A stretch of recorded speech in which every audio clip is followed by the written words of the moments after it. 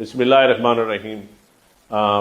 5-10 दिनों से मैं कोशिश कर रहा था एक बात करने की, लेकिन मैं टाइम दे रहा था जानबूझ कर, क्योंकि मैंने इस सिलसिला में मकामी असिस्टेंट कमिश्नर्स, डिप्टी कमिश्नर्स और कमिश्नर साहब की मदाखलत चाहता था। और यकीनन आज जो इशू है उसमें मुझे चीफ मिनिस्टर पंजाब मरीम नवाज साहबा की नीयत पे कोई शक नहीं है, और शायद उनके इल्म में भी ना हो, और उनके नोटिस में देना चाहता हूँ और एजेंसियों के नोटिस में मैं देना चाहता हूँ कि कौम तो इस वक्त मसरूफ़ है और टीवी पे और बड़े ध्यान है और बड़े बड़े इशूज़ आ गए हैं, लेकिन जो मुआशी दहशत गर्दी हो रही है हमारे छोटे इलाकों में, तहसीलों में, ज़िलों में,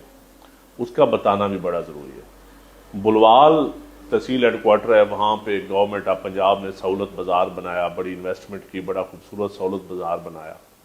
और उसका कॉन्सेप्ट ये था कि रेडियो वालों को, रेडी बानों को, छोटे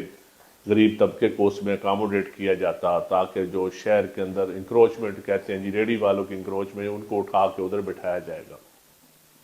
तो बुलवाल में 83-85 दुकानें थीं जो शॉप्स बनाई गई, और उसमें 4 से 8 हज़ार तक एप्लीकेशनें हुई, और हर एक एप्लीकेशन से 30,000 रुपए के हिसाब से पैसे लिए गए, जो अभी तक सब के वापस भी नहीं हुए, लेकिन कुछ के जो करोड़ों रुपया बनता है।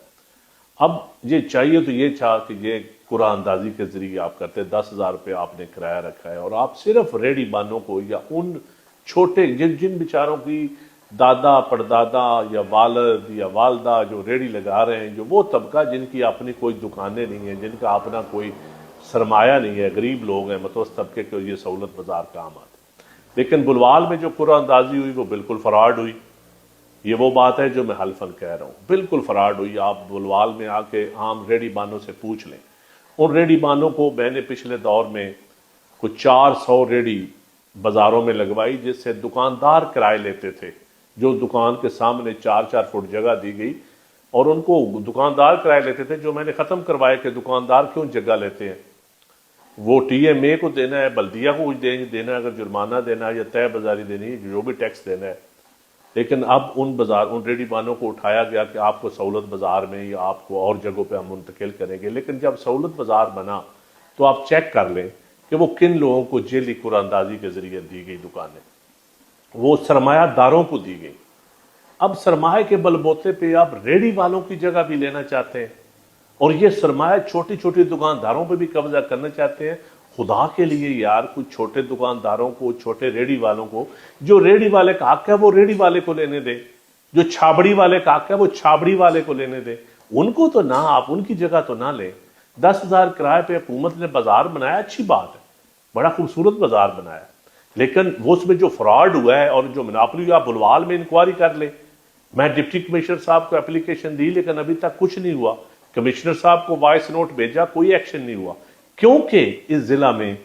चीफ सेक्रेटरी साहब डायरेक्ट असरअंदाज होते हैं अफसरों पे, नहीं भी होते तो एक इंप्रेशन है कि यहाँ हर अफसर चीफ सेक्रेटरी से पूछ के चलता है, और सारी उनकी फैमिली है यहाँ पे, पार्लियामेंटेरियन और मकामी MP MNA की भी ये जिम्मेदारी बनती है। अगर उनका दामन साफ है तो वो आए बाजार में बैठे, पता करें रेडी वालों से कि कुरानदाजी में किसको, एक एक फैमिली को 6-6 दुकानें मिली हैं,